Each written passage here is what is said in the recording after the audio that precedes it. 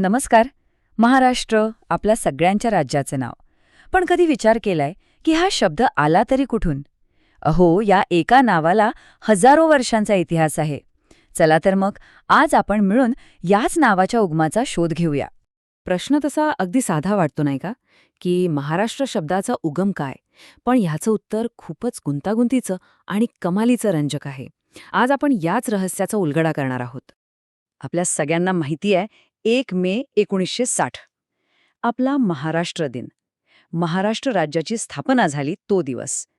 पण गंमत अशी आहे की महाराष्ट्र हे नाव त्या दिवसाच्या कित्येक वर्ष आधीपासून अस्तित्वात आहे. किती जुनं असेल बरं? याचा शोध घेण्यासाठी आपल्याला इतिहासात तब्बल 2000 वर्षांपेक्षाही जास्त मागे जावं लागेल. चला तर मग सुरुवात करूया अगदी मुळापासून. पाहूया या नावाचा पहिला उल्लेख कुठे आणि कधी सापडतो. ही टाईमलाईन आपल्याला अक्षरशः 2000 वर्षांचा प्रवास घडवते. बघा, सुरुवात होते इसवी पूर्व 3ऱ्या शतकापासून, जिथे सम्राट अशोकाच्या शिलालेखात राष्ट्रिक लोकांचा उल्लेख सापडतो. मग पुढे सातवाहनांच्या काळात महाराठी असा शब्द दिसतो आणि 5व्या-6व्या शतकापर्यंत तर महाराष्ट्र हा शब्द थेट वापरात आलेला दिसतो.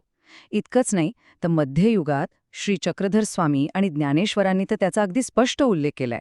यावरून हे तर पक्कं होतं की हे नाव किती प्राचीन आहे. आता नावाच्या इतिहासाची तर कल्पना आली, पण त्याचा अर्थ काय? चला, सगळ्यात पहिला आणि सरळ सोपा सिद्धांत पाहूया. हो, या सिद्धांतानुसार महाराष्ट्र म्हणजे दुसरं तिसरं काही नाही तर महान राष्ट्र, म्हणजे एक मोठा, विशाल आणि शक्तिशाली प्रदेश. म्हणूनच हे नाव पडलं असावं. अगदी सोपं आणि सरळ स्पष्टीकरण. ह्या मताचे प्रमुख समर्थक होते महामहोपाध्याय डॉक्टर पांडुरंग वामन काणे. त्यांच्या मते ह्या नावाचा उगम एकदम सरळ आणि वर्णनात्मक आहे, जास्त काही गुंतागुंत नाही. पण थांबा, गोष्ट इतकी सोपी असेल का? काय होतं जर हे नाव जागेवरून नाही तर तिथे राहणाऱ्या लोकांवरून आलं असेल तर? आता आपण असे काही सिद्धांत पाहणार आहोत जे नावाचा संबंध इथल्या विशिष्ट जमातींशी जोडतात. आता इथे 2 शक्यता आहेत. काही अभ्यासक म्हणतात की रट्ट नावाची एक प्राचीन जात होती आणि त्यांच्या नावावरून महाराष्ट्र आणि पुढे जाऊन महाराष्ट्र हे नाव तयार झालं. तर दुसरं एक मत असं आहे की मराठा या शब्दावरूनच थेट महाराष्ट्र शब्द बनला. आता आणखी एक इंटरेस्टिंग सिद्धांत आहे, अभ्यासक ओपट यांनी मांडलेला. त्यांच्या मते महाराष्ट्र हे नाव मुळात मल्लराष्ट्र या शब्दावरून आलंय, म्हणजे मल्ल लोकांचं राष्ट्र. हा भाषिक बदल खूपच रंजक आहे नाही का?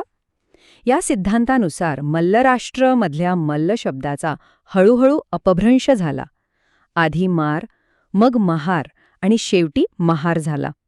आणि याच महार शब्दाला राष्ट्र जोडून महाराष्ट्र हा शब्द तयार झाला असावा असं मानलं जातं. आणि हा शेवटचा मुद्दा आपल्याला सर्वात जास्त चर्चेल्या गेलेल्या आणि तितक्याच महत्त्वाच्या सिद्धांताकडे घेऊन जातो. या सिद्धांतानुसार महाराष्ट्र या शब्दाची फोड अगदी सरळ आहे, महार अधिक राष्ट्र, आणि याचा स्पष्ट अर्थ होतो महारांचे राष्ट्र. हे मत असं तसं नाहीये. याला अनेक मोठ्या विचारवंतांनी पाठिंबा दिलाय. यात जॉन विल्सन, राजाराम शास्त्री भागवत आणि स्वतः डॉक्टर बाबासाहेब आंबेडकर यांचा समावेश आहे.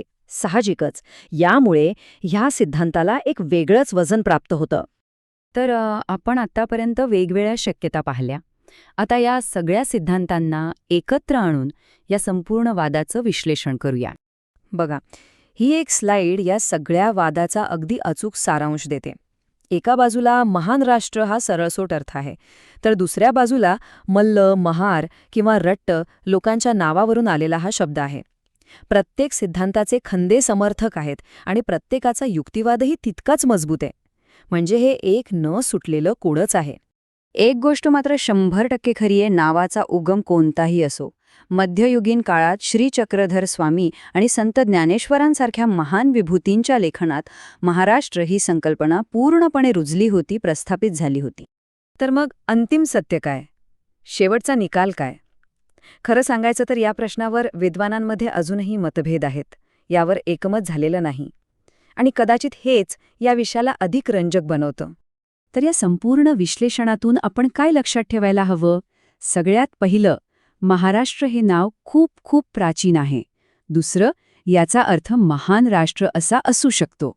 तिसरं, हे नाव मल्ल, रट्ट किंवा महार या जमातींवरूनही आलेलं असू शकतं. आणि सर्वात महत्त्वाचं म्हणजे यावर अभ्यासकांमध्ये अजूनही एकमत नाही, जे या नावाच्या खोल आणि गुंतागुंतीच्या इतिहासाचं प्रतीक आहे. आणि जाता जाता एक विचार करण्यासारखा प्रश्न सोडून जातो. एखाद्या नावाचा प्राचीन उगम जास्त महत्वाचा आहे की ते नाव आज कशाचं प्रतिनिधित्व करतं ते जास्त महत्वाचं आहे? यावर विचार नक्की करा.